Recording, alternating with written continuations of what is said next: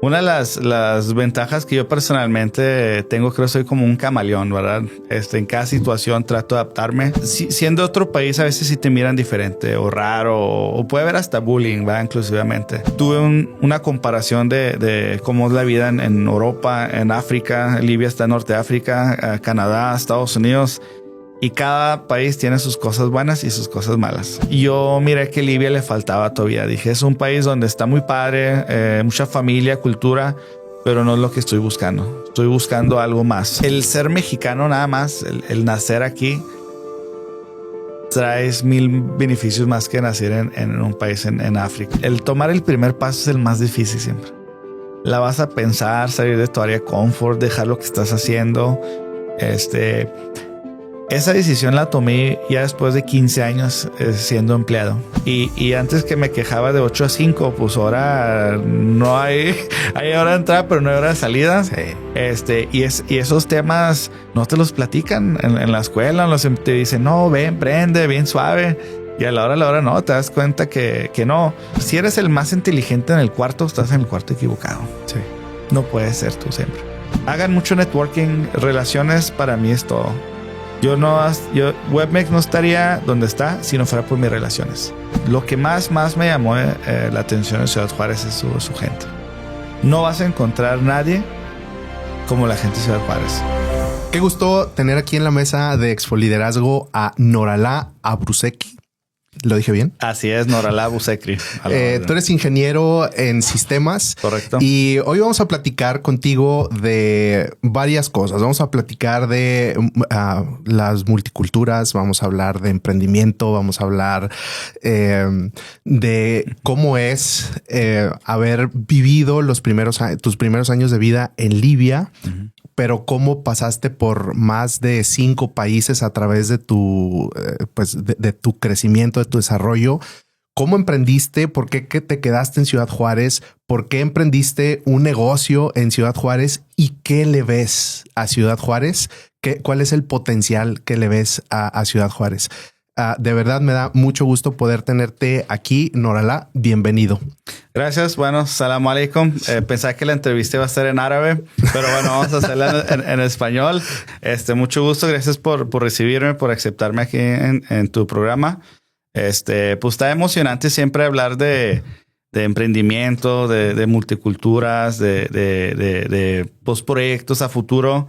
Uno de los temas que me hizo venir a Juárez era la gente. La gente es maravillosa en Juárez. El tener de vecino Estados Unidos, el tener la libertad de hacer emprendimiento, quieres estudiar, quieres trabajar. Hay muchas áreas de oportunidad que en Libia cuando estuve ahí sí se miraba más complejo. Yo nací en Hungría, técnicamente soy húngaro, en Budapest. Dicen que los húngaros son los que roban los niños, ¿no? Que sí. hay historias... pero no, yo no. Pero sácanos de la duda. No, que yo sepa, no, es un mito. Y aquí no ha robado nada, ni niños ni nada, solo echarle ganas y sacar proyectos hacia adelante. Pues mis primeros 6 años fueron en Hungría. Fue mi primer idioma. Budapest está hermoso. Son 2 ciudades. Era Budapest. La gente muy fresca, muy moderna, un país católico. Era algo muy suave. Tuve muy buena experiencia. De ahí, pues fue un cambio cultural enorme irte a Janzur, Libia. Pues ya la religión musulmán, la gente más dura, más cerrada en la cuestión de la religión. No hay tanta libertad. Y ahí estuve del primer grado a cuarto. Muy interesante los profes ahí hasta golpeaban a los alumnos. Ahí sí estaba un poquito más agresivo en ese asunto. Déjame hacer un alto allí. Sí. ¿Cómo se vive? ¿Cómo un niño vive una cultura, un cambio de cultura sí. A la edad de 6 años aproximadamente? Sí. Correcto. Estás viviendo en tu casa, con tu familia, en una cultura específica y de repente cambias con tu familia, pero vas a un contexto completamente diferente. ¿Eso cómo impacta la vida, el pensamiento, el comportamiento de un niño? Digo, en tu caso. Bueno, en mi caso yo creo una de las ventajas que yo personalmente tengo, creo que soy como un camaleón, ¿verdad? En cada situación trato de adaptarme. Te adaptas hasta en la forma de pensar, hablar, comer, porque siendo otro país a veces sí te miran diferente o raro o puede haber hasta bullying, ¿verdad? Inclusivamente. Son una de las cosas que yo aprendí es adaptarse rápido a lo que hacen, cómo hablan, la religión, la cultura. Y eso me ayudó mucho pues integrarme más rápido en las escuelas, ser amigos, a acoplarte a todos esos temas, ¿verdad? Entonces, pero no es fácil. O sea, siempre eras como el nuevo, siempre eras a lo mejor en la escuela, como era otro idioma. Pues eras el más burro, podemos decir, porque era aprender algo nuevo. O sea, muchos a lo mejor ya venían con un background un poquito de lo mismo y llegas tú ya con otra mentalidad, otro idioma, otra religión, otras enseñanzas y caray, ¿qué hago aquí? ¿Cómo debo hacerlo? Pues estás más nerviosón, pero al final del día a mí me encantó porque agarré todo lo bueno de cada país, de cada religión, de cada idioma y pues hice lo mío, ¿verdad? Noralá está hecho de todas esas experiencias. Y como adulto me ha ayudado mucho a acoplarme rápido a cualquier situación, sea cómoda, incómoda. Y eso es algo que pues desde chiquito fui desarrollando. Por ejemplo, ¿cómo, no sé, recuerdas como algún momento en esos cambios? Estuviste, bueno, en Hungría, estuviste en Libia, en Canadá. Estados Unidos, en Canadá, en México y en todo esto, ¿cómo, por qué tanto cambio de ciudad? ¿No? Porque quien nos está escuchando o nos está viendo en este momento es, bueno, ¿y por qué tanto cambio de ciudad? Y creo que sería bueno entrar un poquito en ese detalle. ¿Por qué tanto cambio de ciudad, de país y de continente? Ok.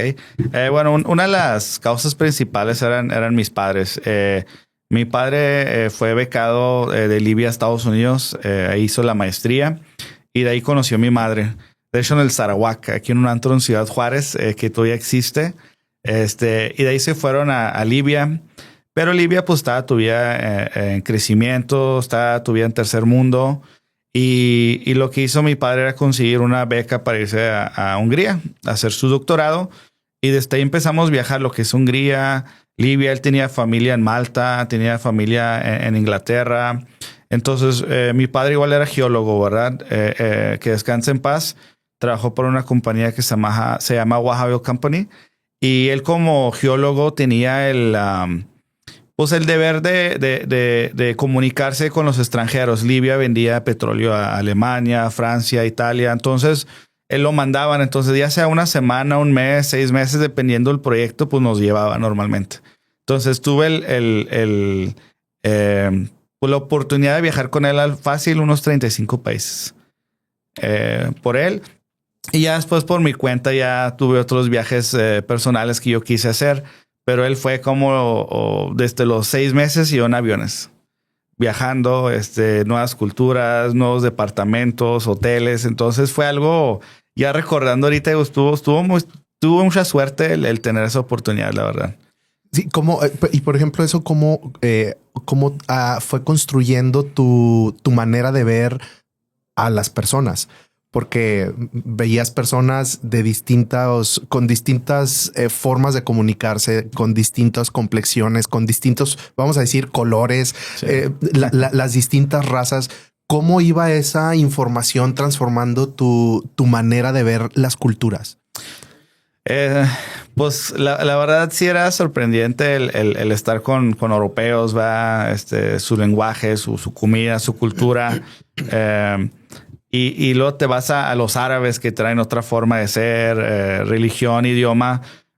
Y era ir pues adaptándote y aprender, ¿verdad? Yo siempre fui alumno, creo que es importante siempre aprender, no cerrarte a los cambios. Trataba de ser flexible. Y hasta en los países que el volante está en vez del lado izquierdo, está del lado derecho, las leyes, pues hasta el clima, ¿verdad? Europa siempre es nublado, frío, casi no hay sol. Yo creo por eso están güeros allá, ¿verdad? Y vas a Libia, el Sahara, el desierto, el sol, todo lo que da, pues miras gente más oscura, ¿verdad? En la cuestión de piel. y la vestimenta, inclusivamente uno de los shocks culturales era, pues mi mamá me llevaba de chiquita a la iglesia católica. Y cuando fui a Libia era ir a la mezquita.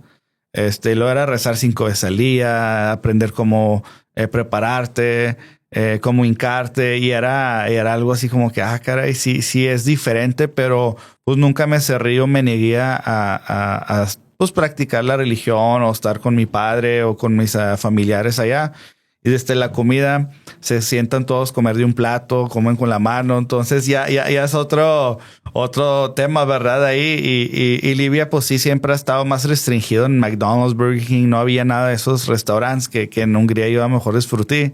Y en Libia no, pues tocaba comer borrego, camello, otro tipo de platillos y que al final del día sí dices, ay, son platillos diferentes, pero te vas acostumbrando. Como dicen, el humano se va acostumbrando, va aprendiendo. Pero una de las cosas que más me gustó fue, tuve una comparación de cómo es la vida en Europa, en África. Libia está en Norte de África, Canadá, Estados Unidos. Y cada país tiene sus cosas buenas y sus cosas malas. ¿Qué es la enseñanza o qué enseñanza podrías hoy en retrospectiva decir, bueno, de este país o de esta cultura aprendí esto que hoy me sirve para esto? ¿Lo tienes meditado, pensado? Seguramente sí. Sí, cada país me dejó algo importante. Hungría, una de las cosas que me gustaba mucho era la paz. Ahí a lo mejor no hay muchas fábricas. Sí vive más de turismo. Allá su fuente de ingresos es el turismo, la verdad.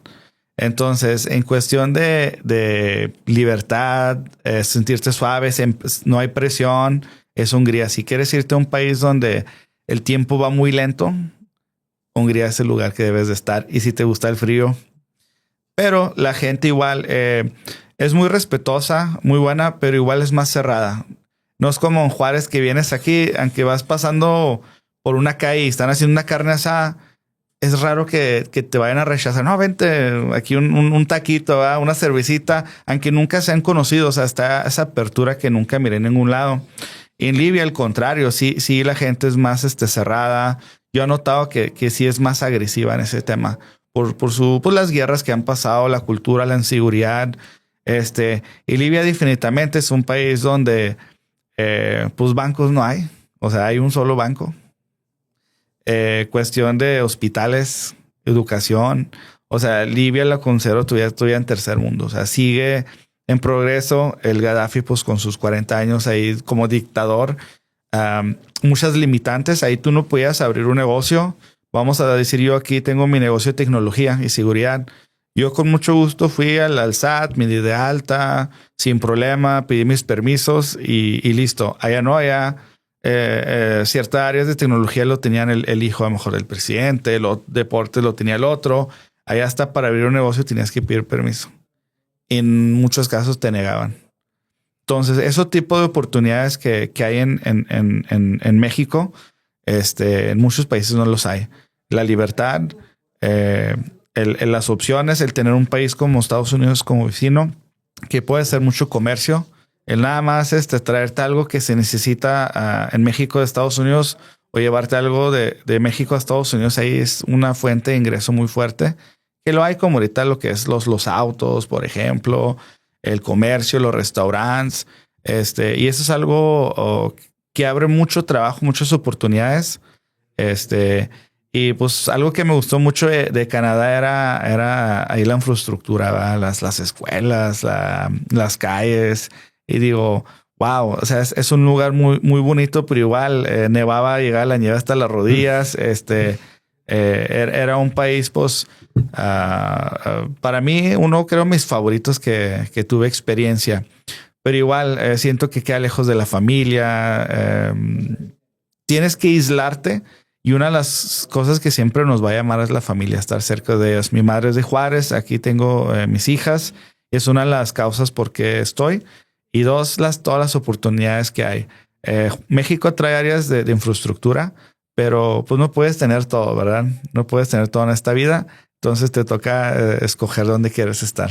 Así es. Y antes de entrar a estos temas ya de tu emprendimiento, del negocio, de toda esta carrera, Quisiera hacerte esta pregunta. Creo que es una pregunta también bastante valiosa. Tu papá fue un hombre negociador, un hombre de negocios, pero un negociador y un negociador internacional con un tema de petróleo. ¿Qué aprendiste de tu papá respecto a ese tema? ¿Qué enseñanzas?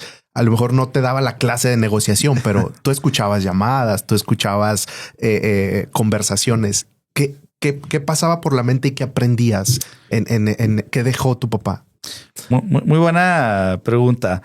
Creo que una de las cosas que más admiré de mi padre era las relaciones. Las relaciones es para mí todo ahorita.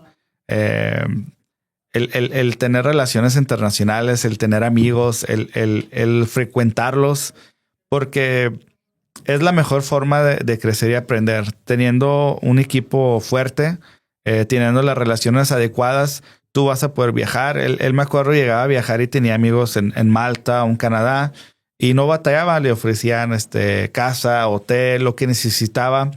Entonces, ¿te imaginas tener ese tipo de relaciones fuertes? Todavía me acuerdo el día de su funeral, llegó un montón de gente de todo el mundo que Sadiq se llamaba, mi padre, Sadiq Khalifa Busekri, y él era muy amigable. De hecho, su nombre en árabe es como una traducción de amistoso, y caía muy bien. Tenía buenas relaciones con gente de Inglaterra, de Francia, Italia. La ventaja, el tener idiomas también le abrió muchas puertas, ¿verdad? Como él sabía más de 9 idiomas. Correcto. Y todo eso pues le ayudó en su crecimiento profesional, en tener contactos. Él llegó a trabajar en Canadá inclusivamente, llegó a trabajar en Malta, llegó a trabajar en Inglaterra un rato. Entonces, pero todo eso empieza de relaciones. Si no tienes esas relaciones, siento que puedes estancarte poquito, no vas a tener el crecimiento, la apertura, la visibilidad que debes de tener como persona. O sea, algo que aprendiste y te ha dejado es precisamente ese networking, esas relaciones interpersonales, pero relaciones interpersonales sanas. Sanas. Claro, sí, tienes que escoger tu círculo como dice el dicho. ¿Quieres que te diga quién eres? Muéstrame tus amigos, ¿verdad? Esa es una. Tú tienes relaciones pero positivas que ambos sienten que se agregan valor una u otra forma. Y una de las cosas como él siempre trabajó para el gobierno, podemos decir, o una compañía de petróleo, pero siempre tuvo varios ingresos. Generaba construcciones, rentaba propiedades, tuvo varios comercios. Entonces, él nunca dependía de un ingreso. Es algo que me quedó muy claro. Él, el día que quería un año sin paga irse, él les decía, ¿sabes qué? Me voy a ir a Hawái un año sin goce de sueldo. Y se iba y podía sobrevivir o pasarla bien con sus ingresos adicionales. Entonces, es algo que pues admiro y miro de él, de que digo, wow, irte un año sin trabajar y seguir disfrutando tu vida como si estuvieras trabajando. Podríamos seguir hablando y cuánta enseñanza dejó tu papá, tu mamá, cómo era vivir ¿no? en una familia multicultural. No solo en una familia multicultural, sino visitando distintas culturas y adaptándose a distintas culturas. Seguramente hay muchísimo más que aprender y qué decir de esto. El día de hoy tú te quedas por decisión propia en Ciudad Juárez y yo quisiera que empezáramos también a compartir un poco de esto. ¿Cómo llegas a México? Ok, todo empezó cuando tenía alrededor de 12, 13 años. Como te mencioné, en Hungría es donde nací, luego me fui a Libia, luego a Canadá. Y a partir de los 10 años ya me quedé en Libia. Pues podemos ir estancado. Mi padre ya se quiso como asentar, ahora sí decir, quiero quedarme aquí en Libia, quiero seguir trabajando, quiero hacer proyectos. Pero yo como ya después de conocer Canadá, Hungría, México, Malta, el estar en Libia como que dije, esto no puede ser mi final aquí. Estuve en una escuela internacional donde había casos similares a lo mío. Padre de Libia, madre rusa. Padre de Libia, madre italiana o húngara. Y lo que hacían los estudiantes era irse al país de su madre. Pues yo me voy a ir a Inglaterra. Ya mi madre es de allá. Tengo residencia. Voy a entrar a una universidad de Oxford. dice, qué padre. Y yo volteé a ver, mi madre es de México, Ciudad Juárez. ¿Qué me puede ofrecer México? ¿Qué me puede ofrecer Juárez? Y yo a los 12 años empecé a investigar prepas, universidades, áreas de oportunidad. Y noté eso, que Estados Unidos está a la vuelta, que es algo que mis sueños era ir a Estados Unidos. No, yo no conocí Estados Unidos hasta los 16 años que vine aquí, saqué mi visa de estudiante. Y era un labor de convencimiento porque mi padre sí quería que me quedara allá. Era muy patriota. Él miraba que ahí iba a crecer, pero por los shocks culturales y comparando por las oportunidades, yo miré que Libia le faltaba todavía. Dije, es un país donde está muy padre, mucha familia, cultura, pero no es lo que estoy buscando. Estoy buscando algo más. Y a mis 12 años, cuando me sentí como padre a trabajar con él, en decirle, oye, me gustaría estudiar allá, trabajar allá. ¿Qué le haces que yo trabajé para pagar mi universidad? Nomás dame la oportunidad de ir. Y hecho, así fue. Me dijo, ok, es lo que quieres. Nos movimos aquí en el 2005 para octubre. Todavía no terminaba la preparatoria. Vine a Juárez a calar pues, nuestra suerte todos. Y yo luego me fui al Bachi, fui al Tec de Monterrey a ver ahí escuelas, pero como mi español no era bueno, dije, aquí se va a complicar. Y era a nivel último semestre de prepa, ¿verdad? Entonces, yo mismo entré a internet, busqué escuelas en El Paso. Ahí estuve en la Lydia Patterson, me salió una en la lista. Yo ya te imaginas a mis 15 años hablando a la escuela, pidiendo información al consulado americano, haciendo cita para que consiga mi visa.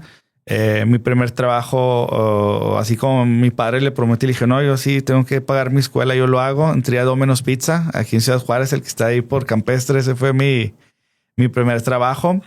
Pero para mí era algo emocionante estar en otro país, estar en un trabajo, inscribirte en una escuela en Estados Unidos. Yo sentía que estaba avanzando mucho a como estaba allá.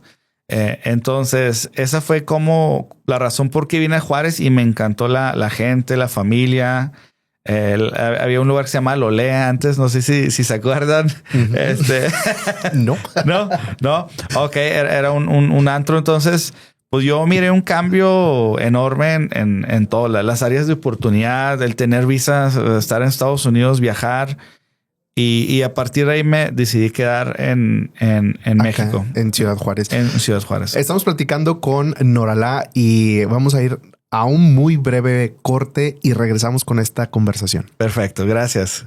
Regularmente estamos buscando cómo mejorar en distintas áreas de nuestra vida o cómo eficientar nuestras herramientas de trabajo. Y encontré a la empresa de internet que estaba buscando y es iCentral. Aquí en Ciudad Juárez pude encontrar 3 cosas que conecté completamente con iCentral. Número 1, cuando yo hablo, me atienden casi de manera inmediata. Número 2, la calidad del internet, la verdad es que a mí me ha funcionado muchísimo mejor que algunos otros que he probado. Y número 3, cuando me enteré que tiene un control parental, la verdad es que me dio mucha tranquilidad, porque yo puedo tener el control de lo que mis hijos están viendo y están consumiendo. Así que te dejo los paquetes y te dejo toda la información aquí en este QR. Estoy seguro que te va a encantar, tanto como a mí.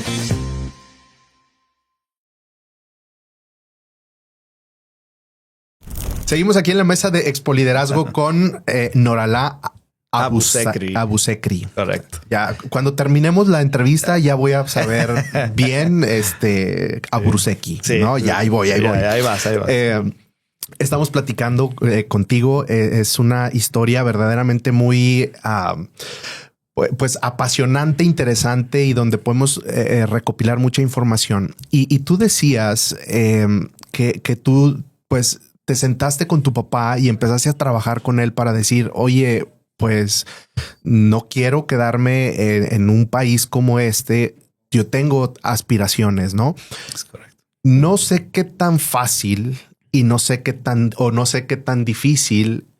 Obviamente hay una cultura y no dista mucho de nuestros antepasados que lo que dice el papá, eso se tenía que hacer, y lo que él dictaba, eso se tenía que hacer. No estamos entrando aquí en temas de si machismo, no. Estamos hablando de ese tema cultural que se venía pues manejando, ¿no? Entonces, en México tenemos esas historias donde el papá decía si vas a estudiar o no vas a estudiar, y lo que dictaba, punto, ¿no? Pero en tu caso, igual había una cultura así y tuviste que empezar a picar piedra literalmente, Correcto. ¿no? Porque era convencer de una convicción que tú tenías de querer salir y hacer tu propio destino. Correcto. Sí, siendo pues mi padre de Libia, siendo árabe, siendo musulmán, patriota, ya existe mucho el machismo, perdón. Sí estaba dura la conversación, el convencerlo que quiero Estados Unidos, quiero México, que quiero crecer profesionalmente. Las discusiones eran ahora sí pros y contras, ¿verdad? En Libia, ¿qué me ofrece? Estaba la Universidad del Gaddafi, creo que era la única universidad ahí donde estábamos. Cuestión de emprendimiento, no había muchas oportunidades. A lo mejor tener un negocio ahí familiar, y es lo que él aspiraba que tuviera. Creo que uno de sus sueños era que sea parte de la UN, no sé por qué. Los United Nations representando a Libia de una u otra forma. Tío, él era muy patriota. Él me miraba más en ese tema. Pero una de las cosas que yo aspiré fue, le dije, ¿sabes qué? Yo sí quiero una buena educación. Quiero ser como tú un día, tener un doctorado. Quiero emprender. Y él lo pensó, dijo, yo creo que va a batallar mucho, ¿no? O sea, tiene un sueño, tiene una meta. Le voy a dar la oportunidad que vaya y se cale en México, pero casi creo que al año 2 va a volver. Eso era su expectativa de mí, ¿verdad? ¿Eso cómo impactó en ti? No, yo lo miré como un reto personal. Esa era algo como que, ok. Y él me dijo, ok, tú vas a buscar una escuela, una universidad. Si quieres emprender adelante, ¿para qué batallas? Dice, aquí tienes tus negocios, tienes aquí trabajo, te doy en la empresa que estoy. Aquí no te falta comida, aquí tienes propiedades. ¿Para qué te vas? ¿A qué vas?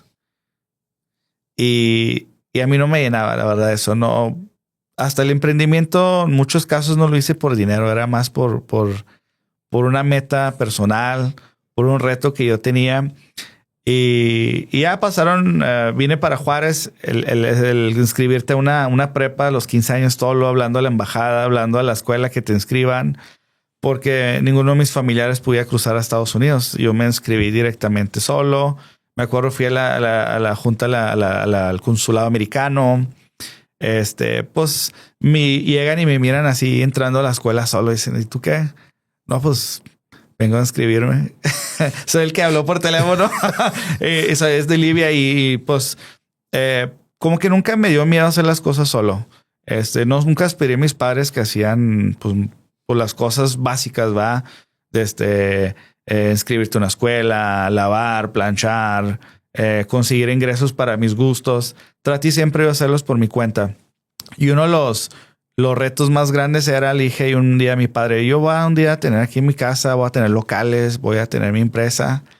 Y no vas a creer, hasta se rió, ¿va? Dijo, no, pues veremos, ¿verdad? Vamos a ver. Y sí, ya pasaron los años y sí, tuve mis propiedades, tuve mis locales, tuve mis ingresos, viajé bastante, tuve mi familia. Entonces fue muy retador, ¿verdad? Fue un reto. Y antes de que falleciera, pues la verdad fui a visitarlo a Alemania y me dijo, no, mijo, la verdad me mostraste que si pudiste. Yo la verdad dudé mucho porque siendo extranjero, venir a México, no conocer bien la cultura, el idioma, pues ¿cómo te va a ir? Sí. Y no, pues se logró, ¿va? Norala, ¿qué le dices a alguien que tiene todas las condiciones tiene el idioma, tiene el apoyo, tiene todo para crecer, para emprender, para diseñar una vida y un futuro prometedor? ¿Qué le dirías? Yo creo que es muy, muy importante decirle que el ser mexicano nada más, el nacer aquí, traes 1000 beneficios más que nacer en un país en África o en otro país que esté pues más en tercer mundo, ¿verdad?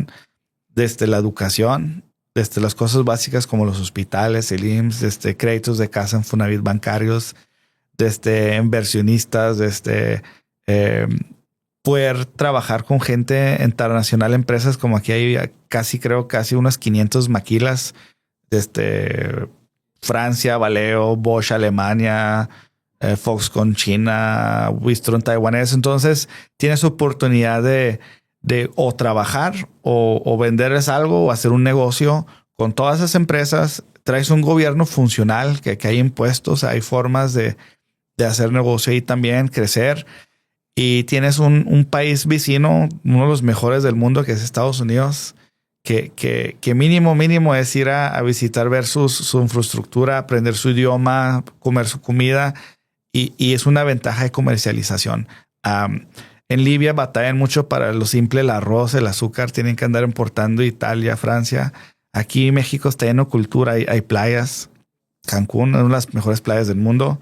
Tiene desierto. Aquí Samalayuca, que es similar a lo del Sahara. Tienes bosques. Tienes pueblos mágicos. Tienes ciudades enormes. Ciudad de México, Monterrey.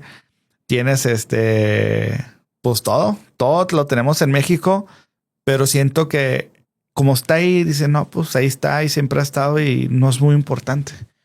Yo que a lo mejor vengo de Libia, un país donde no hay nada, pura arena, no hay calles, no hay bancos, no hay servicios. Digo, wow, aquí hay internet súper rápido, aquí hay luz. No, allá es donde se iba la luz diario. O sea, teníamos problemas de internet, no había... ¿te imaginas querer correr un negocio así? No había préstamos. Entonces, aprovechen todas esas cosas, esas oportunidades. El tener un negocio no es un riesgo. Tienen que verlo como una oportunidad. El que alguien llegue y te ofrezca un crédito, muchos no me quiero pues endrogar, no quiero tomar eso. Olvídate, allá si alguien te ofrece un crédito así como que es un sueño. Y aquí muchos los tienen las oportunidades, tienen las facilidades de todo, pero siento que lo miran como que no le va a sacar ninguna ventaja. Sí. Tú regresando a tu vienes de Libia, rompes el reto, ¿no? De vamos, empiezas a buscar escuelas, trabajo y empiezas a caminar ese camino que te fuiste trazando. Y aunque sabías que querías poner tu negocio y que en cierto momento ibas a emprender, tú empezaste como empleado. Sí. ¿Qué aprendiste en ese proceso como empleado? Trabajaste en, no sé, 10, 15 empresas distintas, sí, para aprender, para conocer el mercado, para relacionarte con personas y para ir tú mismo descubriendo a qué te querías dedicar. ¿Cómo fue ese proceso de aprendizaje? Ok. Todo lo que mencionaste es correcto, ¿verdad? Primero es el entrar a un trabajo, es saber cómo funciona un trabajo. Que te dan de alta, llevar documentos, tener disciplina, tener un horario, checar, abrir una cuenta bancaria. Para mí todo eso era wow. Eso nunca me imaginé haciéndomelo. Y pues mi primer trabajo fue aquí a los 16 años, Domino's Pizza. Abrieron mi primer cuenta, Santander. El ir de alta en el IMSS, el tener un horario, el tener un jefe, cómo es la jerarquía en una empresa, el dar servicio al cliente, el vender. O sea, desde ahí ya estás entrando a otro mundo, pues ahora sí empresarial. Aunque no eres empresario, ya estás viendo cómo funciona una empresa. Eres parte de, a lo mejor no es tuya, pero ya estás en una organización. Y en una organización hay gente de lo más básico en cuestión de maquila, del operador, y sube hasta el director de una empresa, ¿verdad? Y el trabajar en lugares así, pues vas valorando. Mi primer trabajo, Domino's, haciendo la pizza, dándole vuelta en el aire. Me acuerdo bien, fueron como mis primeros pasos. De ahí al Applebee's, como mesero, servicio al cliente, te explican cómo dar un excelente servicio. De ahí call centers, agente bilingüe, tipo ACS, pues te enseñan la empatía, el servicio al cliente, la calidad. Y de ahí pues ya fui escalando a lo que es más en tecnología, ya en sistemas, soporte técnico, desarrollo de software. Y pues igual, donde vas, a todos los negocios, me di cuenta, tienen algo en común, ¿verdad? Trabajé en Microsoft, trabajé en Maquila, trabajé en call centers. Todos se necesita el respeto, se necesita la ética, tener los valores muy claros de la empresa, la organización donde estás, porque cada empresa trae sus valores. El tener un excelente servicio al cliente, no necesariamente a tu cliente, tus compañeros, tus jefes, los que están abajo de ti, los que a lo mejor tú estás a cargo. A ver, déjame hacer un alto ahí. ¿Qué significa una calidad de servicio al cliente? ¿Qué significa eso? Porque todo el mundo hablamos de que sí, el servicio al cliente y calidad. Bueno, ¿qué es eso? Ok. Mira, el servicio al cliente o la palabra calidad es si prometes algo, se tiene que cumplir. Y tiene varias expectativas un cliente, un usuario, el que si tú ofreces algo, tiene que cumplir con el tiempo, la logística, la calidad, eso pues, del material o del producto, el servicio al cliente, el cómo se notifica, cómo se comunica, el que esté todo bien organizado, el llevar una calidad a un producto. Hay 10,000 cosas atrás que tienes que trabajar. Y eso es que tu personal, ¿te imaginas estar en una empresa, vas a un café y te atienden mal? De ahí puede empezar el problema donde tus clientes ya no vuelven. O que tu café siempre cambia la calidad, un día está más aguado, otro más concentrado. Ahí es donde entra el ISO 9001, ¿verdad? En cuestión de mantener estándares, todo lo que haces se documenta y lo que está documentado supuestamente lo debes de hacer. Entonces, eso es tener el personal, los que trabajan en tu organización, que sepan la importancia. Ponte en el lugar de tu cliente, en sus zapatos. ¿Qué es lo que esperas ver, escuchar, sentir cuando vienes a comprar un producto? Eso es la calidad. Oye, es que siempre hablamos de eso, pero a veces no entramos al detalle. Y creo que es importante que podamos entrar a los detalles porque eso nos trae entendimiento. Y estamos hablando contigo que desde esa perspectiva multicultural, desde esa perspectiva como empleado, pero también ahora con esa perspectiva de empresario. ¿En qué momento, después de esa carrera de como empleado y aprender todo lo que aprendiste, cuál fue el momento donde despertaste y dijiste, es el tiempo y es el momento? O sea, ¿dónde viste la oportunidad? ¿En qué momento saltó la oportunidad y la tomaste? Ok. Muy buena pregunta en tema de emprender. El tomar el primer paso es el más difícil siempre. La vas a pensar, salir de tu área de confort, dejar lo que estás haciendo. Esa decisión la tomé ya después de 15 años siendo empleado. Sí, siempre tuve otros negocios por fuera, pero eran como un hobby, medio tiempo, vender autos, a lo mejor Uber, tenía otras actividades, pero no es lo mismo hacer algo por hobby o en tu rato libre a emprender una empresa. El darte de alta en el IMSS, tener impuestos. Ese brinco lo hice en realidad sin saber en qué me estaba metiendo, la verdad. Creo si supiera todo lo que implicaba hacer un negocio, me preparaba más. Yo me lancé en plena pandemia. Dije, mi último trabajo como ingeniero en sistemas era en una maquila de moldeo plástico. Y ahí es donde tomé la decisión, donde dije, ¿sabes qué? Aprendí mucho, estoy muy agradecido con las maquilas, con mis jefes, toda la enseñanza que me dieron, pero a la vez todo eso me preparó para mi negocio. El hablar de calidad, servicio al cliente, el tener orden, el tener una organización como es, las jerarquías. Entonces, esa enseñanza la apliqué en mi empresa, que es Grupo Webmex. Y desde día uno yo, formatos, mi plan, mis gastos, mi budget, según yo ya tenía como todo bajo control. Pero ya el tomar acción, el tomar esa decisión, decir, bueno, voy a agarrar unos clientes. Fíjate, por casi un año estuve como empleado y tenía el negocio. Pero no soltaba mi empresa o mi trabajo. Dije hasta que mi negocio da frutos. Es uno de los primeros errores que hace la gente. Renuncia, no hay ingreso y quiere vivir de su negocio que apenas va arrancando. El primer año es el más duro siempre en el negocio. No tienes la clientela, no te conocen, no tienes reputación. Entonces, ese es algo muy importante que tienen que calcular, ese riesgo inicial, donde si esperas vivir de ahí va a estar muy difícil, porque todo lo que ingresas tiene que retornarse a la empresa. Entonces, ya cuando llegué a tener más ingresos de mi negocio, siendo en mis ratos libres que como empleado, ahí es cuando hice un brinco, porque era quedar mal aquí o en tu empresa. Entonces hice ese brinco, esa transición, que muchos me dijeron, no, pues te va bien, ¿para qué te vas? Eres encargado del departamento, etcétera. Digo, ¿sabes qué? Tengo un sueño, tengo un objetivo, tengo una meta y quiero cumplirla. Ya sé que me va a costar tiempo, esfuerzo.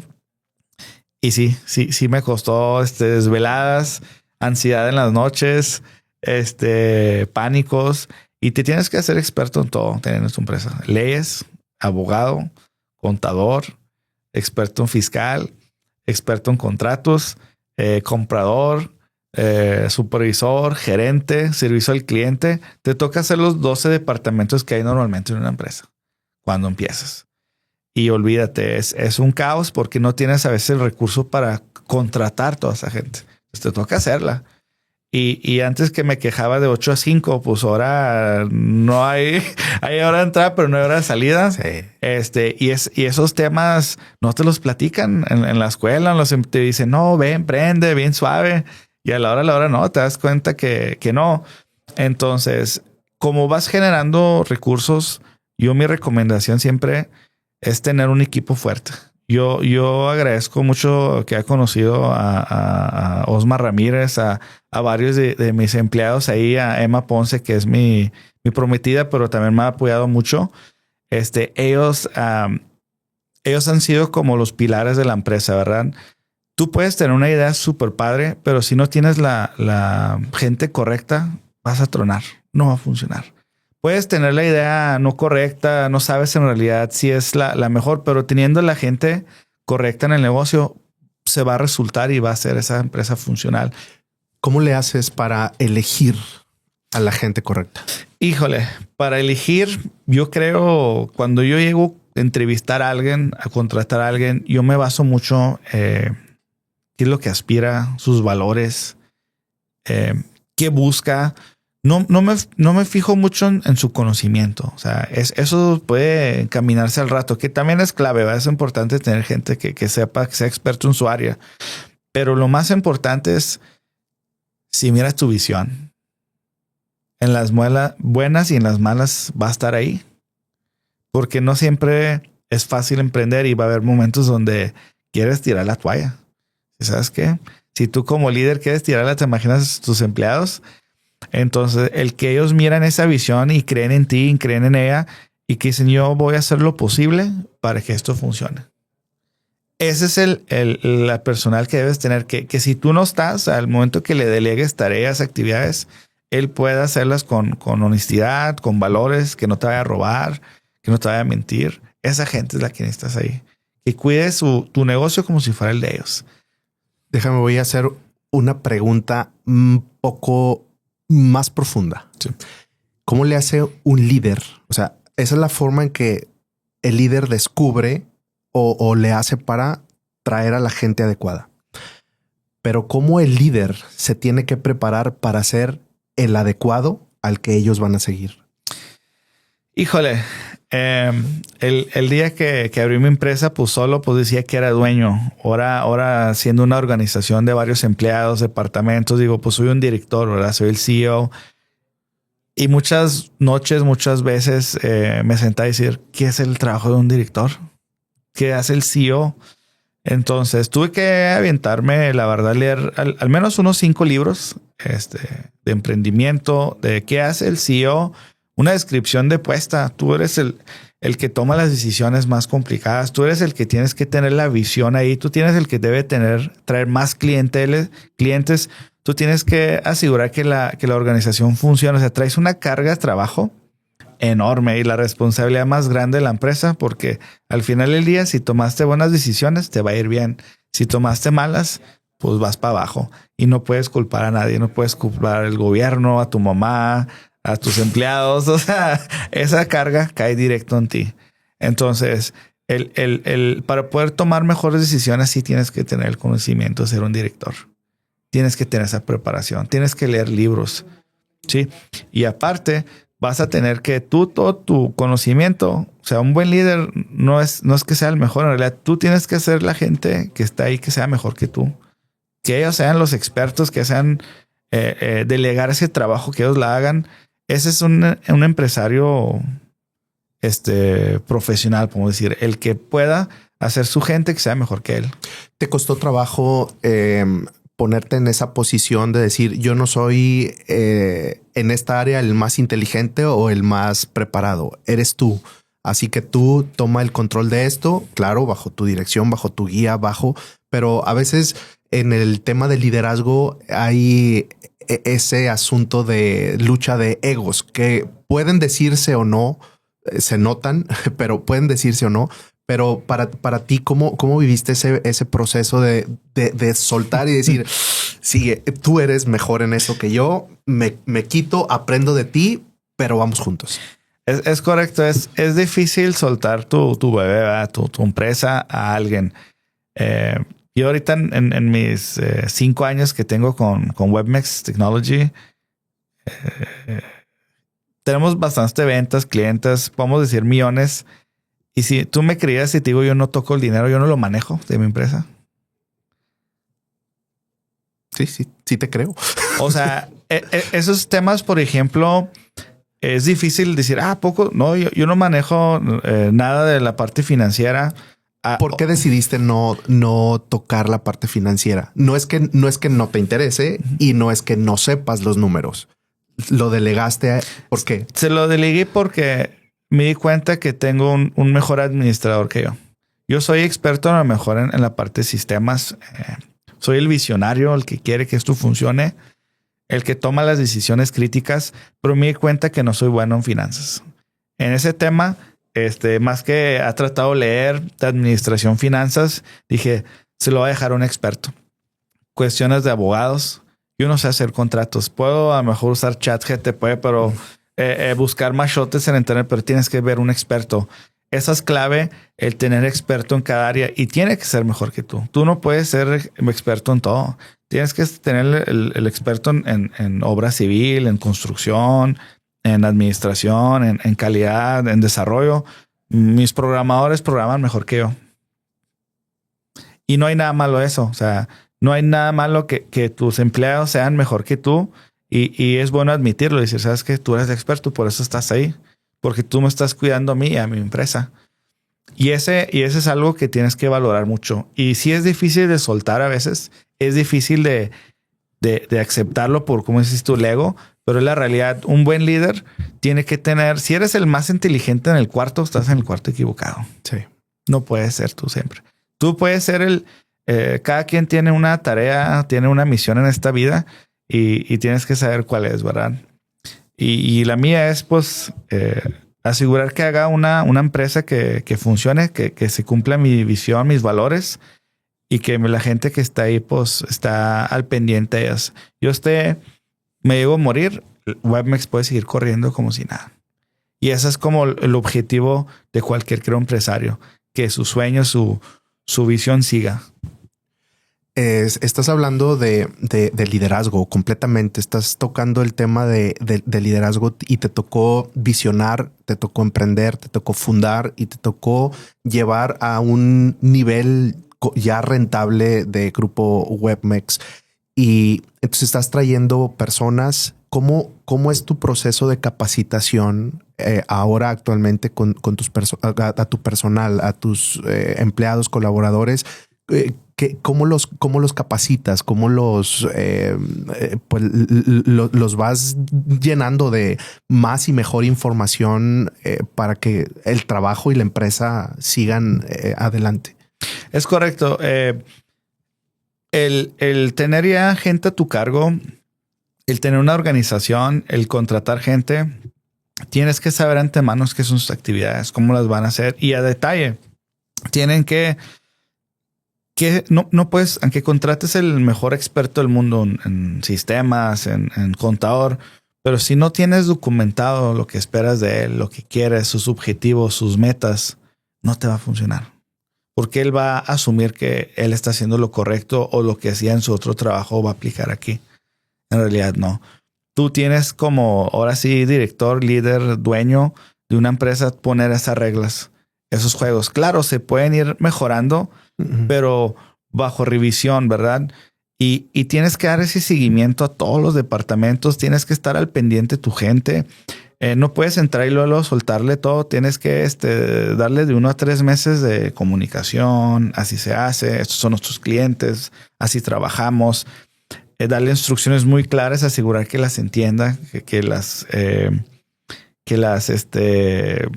asimile, porque si no, se hace un desastre en la empresa.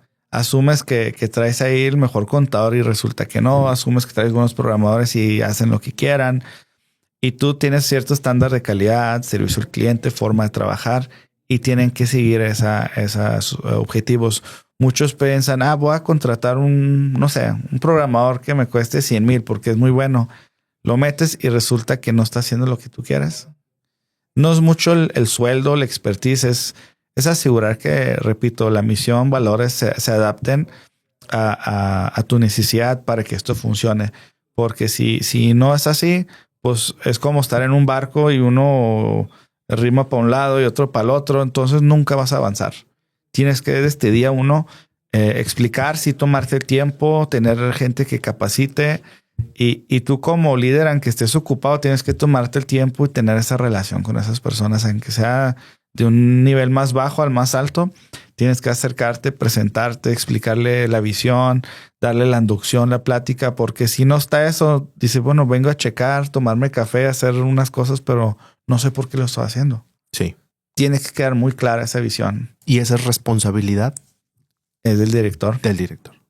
Estamos platicando aquí en Alternativa FM en Expo Liderazgo. Vamos a una breve pausa y seguimos con esta conversación. Regularmente estamos buscando cómo mejorar en distintas áreas de nuestra vida o cómo eficientar nuestras herramientas de trabajo. Y encontré a la empresa de internet que estaba buscando y es iCentral. Aquí en Ciudad Juárez pude encontrar 3 cosas que conecté completamente con iCentral. Número 1, cuando yo hablo, me atienden casi de manera inmediata. Número 2, la calidad del internet, la verdad es que a mí me ha funcionado muchísimo mejor que algunos otros que he probado. Y número 3, cuando me enteré que tiene un control parental, la verdad es que me dio mucha tranquilidad, porque yo puedo tener el control de lo que mis hijos están viendo y están consumiendo. Así que te dejo los paquetes y te dejo toda la información aquí en este QR. Estoy seguro que te va a encantar, tanto como a mí.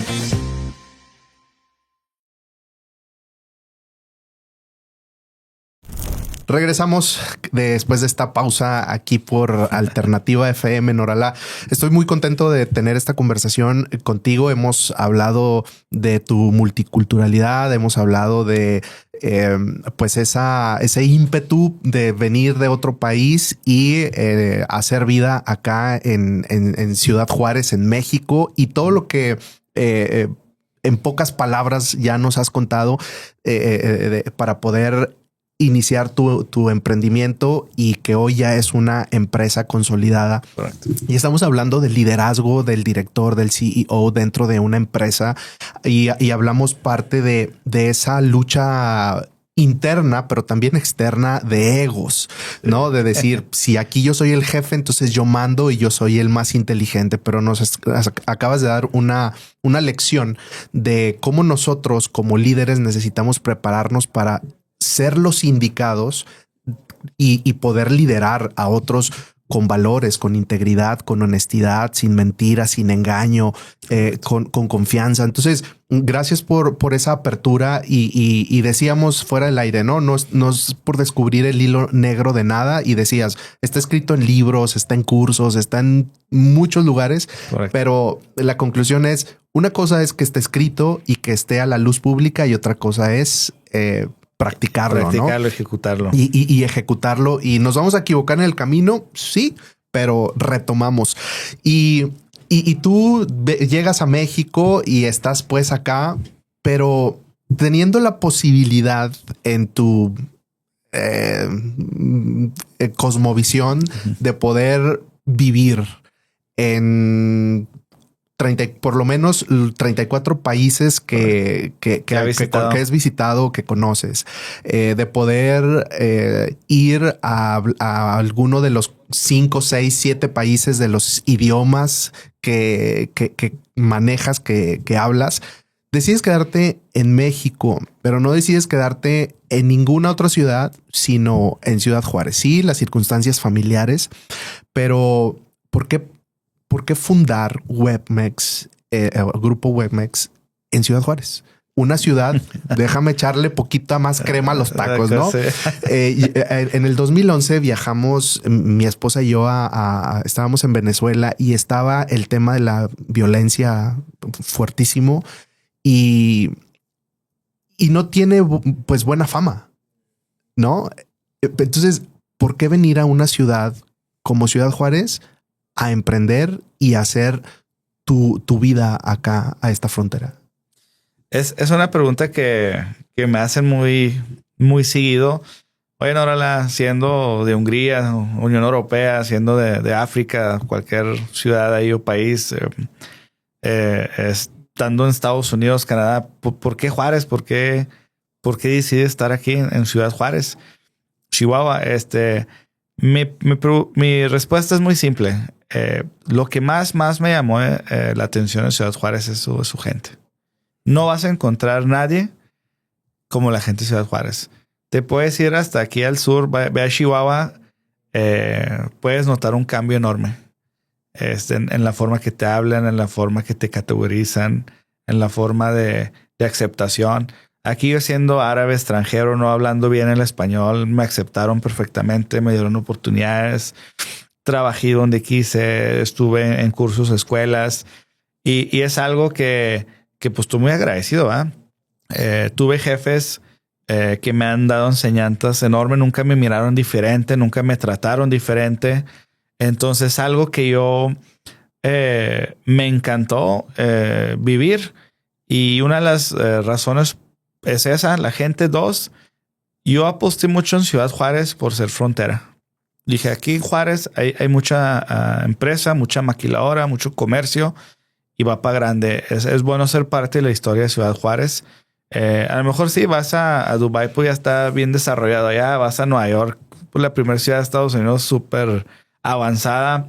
Pero siento que no iban a engranar, no estaba a esa altura, ese ritmo. Y Juárez sentí que iba a muy buen ritmo. O sea, yo vine aquí en el 2005, octubre, ahorita el 2025, ya 20 años. Ha cambiado bastante Juárez, ha mejorado en su infraestructura. La gente sigue siendo muy amable, aunque tengamos de todo el país. Las oportunidades se han abierto más. Creo ahí entonces había a lo mejor 300 maquilas, ahorita pegándole a los 500. De todo el mundo, yo tuve la oportunidad de trabajar con 19 plantas o maquiladoras, fábricas, y me tocó trabajar con taiwaneses, chinos, franceses, alemanes. y a la vez siento que tuve aquí mi multicultura, ¿verdad? Porque siempre que entraba, tenemos un árabe y me querían conocer. Y luego, pues, hablo bien lo que es el inglés. Entonces siempre había forma de conversar con los dueños, con los directores, con los que vienen a visitar la planta. Y era muy suave porque tuve hasta en Lear, una de las maquilas, uno de los directores de Norteamérica era árabe. Entonces hablamos en árabe en la maquila y todos viéndonos así como que estos qué, o franceses o alemanes. Entonces me encantó Ciudad Juárez, me atrapó. Tuve aquí a mis hijas, tuve una muy buena relación, tuve oportunidad de tener una propiedad. Tuve la oportunidad de educarme, de prepararme. Y una de las cosas que Juárez da que no da otra ciudad es esa cosa llamada oportunidad. De hecho, no sé si te has fijado que viene gente de todo, en realidad del mundo ya. Hay hindús, chinos. Primero eran la gente de la República. Aquí mirabas gente de Veracruz y dices, ¿por qué Juárez si no es como la ciudad más popular del mundo? Vamos a dejarlo así. Y aquí andan. Y aquí ha crecido Juárez, creo, de cuando vine, creo, a lo mejor un millón cúbole, ya estamos pegándole a las 2.5. La población creció. Yo creo ha crecido no nomás en la cuestión de trabajo y oportunidades. El gobierno se mira también que ha mejorado mucho. O sea, las calles, las propiedades, la infraestructura, la seguridad de ser en el 2011 una de las ciudades más violentas, Juárez. Ahorita yo soy parte de los corredores comerciales de Ciudad Juárez. Soy el presidente de la Pedro Rosales de León y tenemos junta seguida con la Secretaría de Seguridad Pública, Vial, municipio. Y no vas a creer, pero en diciembre no hubo robos de comercio, no hubo robo de autos, no hubo asaltos. Digo, wow. El Juárez que antes conocí, pues sí había mucho movimiento, extorsiones, etcétera. Yo creo de un 100% bajó a menos del 10%. Y eso es pues gracias a también que el gobierno invirtió en la secretaría. Creo son más de 5,000 policías. Tienen las mejores unidades. Tienen ahorita Siri, las cámaras, la que está aquí por todo Ciudad Juárez. Juárez Vigila. Tienen el secretario César Omar, que pues anda liderando ahí el equipo muy bien. Tenemos a Cruz Pérez por el otro lado, el presi que anda pues en obras, en puentes, todo. Que al final alguien tomó decisiones en invertir en Juárez también. Miro mucho crecimiento y eso exponencial que no mira en muchos años. O sea, ahorita Juárez puedo apostar que en los próximos 5 años puede que sea uno de los líderes en el mundo, porque también muchas maquilas están volteando acá, comercio. Y yo quiero ser parte de esa historia, quiero disfrutarlo. Y yo le tengo mucho cariño, la verdad. Y ahora que hace 2 años fui a Libia y a Dubái y a Estambul, pues a ver familia, a dar la vuelta. Ya no me hallo, ya me miro más como mexicano. Yo me acostumbré a Juárez, a la cultura, a la comida, a la gente, a las carnes asadas los fines de semana, al cotorreo, que allá ya no me encontré. Dice el dicho, ¿no? Hay un dicho en México que el que viene a Juárez y toma agua de Juárez, aquí se queda. Aquí se queda. Y somos no víctimas, pero beneficiados de eso. Sí, como un dicho que me da risa, dice, tanta violencia en Juárez que me robó el corazón, ¿no? No lo había escuchado, pero ahí es una nueva. Pero sí, Juárez, la verdad, digo, es el lugar de oportunidades. Inclusamente fui a Nueva York el año pasado, en julio. Fui a los barrios árabes, coreanos, chinos. Sí, mucha gente en Nueva York, pero no miré. Ya no es el país de las oportunidades como le decían antes. O sea, miro gente batallando mucho más que nosotros juarenses. Qué perspectiva tan interesante la que estás mostrando. Para mí, Juárez es una ciudad también de oportunidades y a lo mejor donde muchos vieron cierta desgracia, por llamarlo de alguna manera. habemos también muchos que hemos visto la oportunidad y ha sido una ciudad y es una ciudad que nos ha bendecido, que nos ha impulsado y que nos ha adoptado, ¿no? Así Correcto. Que me encantaría seguir conversando, Noralá, contigo. Si tuvieras algo que decir para finalizar, un mensaje final, ¿qué nos dirías en Expo Liderazgo? Bueno, un mensaje muy importante que creo todos debemos de tener, seas empresario o no, tienes que tener metas, ¿va? En la vida. Eso es el motor que te debe despertar cada mañana. Y para esas metas necesitas tener objetivos muy claros. Porque ese sueño va a seguir siendo un sueño si no le pones fecha responsable y esa clase de objetivos. Y aprovechen todo lo que hay no más en Juárez, en México. Geográficamente estamos un área sin terremotos, sin nada de esos temas. Bueno, hablando de terremotos, hubo uno, pero son muy light comparado a otros lados. Sí. Tenemos la ventaja de la frontera, tenemos la ventaja de los bancos, tenemos un montón de bancos que pueden ayudar a financiarte, apoyarte. Hagan mucho networking, relaciones para mí es todo. Webmex no estaría donde está si no fuera por mis relaciones. Entonces eso es clave. Tener visibilidad, comunicarse, levantar la mano cuando traes ideas, que no te dé miedo comunicar esos sueños, esas ideas, esos objetivos, aunque tu familia te diga, no, es mucho riesgo y ¿para qué lo vas a hacer si ya existe algo? Entonces no permitas que alguien pues pause tu sueño, tus objetivos. Tú tratas siempre de ser mejor, aprender cada día, educación es importante. Estar con la gente correcta en el momento correcto también y trata de tomar cualquier oportunidad o riesgo, como le quieren decir, como algo positivo que te va a dejar experiencia. No hay buenas o malas empresas, no hay riesgos tan grandes. El riesgo creo más grande que tienes es el no hacer nada. Ese es el riesgo más grande. Entonces salgan allá. Échenle ganas y pues aquí parte de Grupo Webmex, pues cuando requieran un consejo, una consulta, Noralá pues está a la orden ya 5 años con su empresa y más de 20 años de experiencia en el mercado y pues muchas gracias por la invitación. No, a ti por estar aquí. Gracias por compartir en esta mesa de Expo Liderazgo y seguramente esta entrevista llegará a muchos oídos, a muchos ojos y traerá bastante conocimiento. Gracias, Noralá, por estar aquí y ser parte de Expo Liderazgo. Gracias. Hasta luego.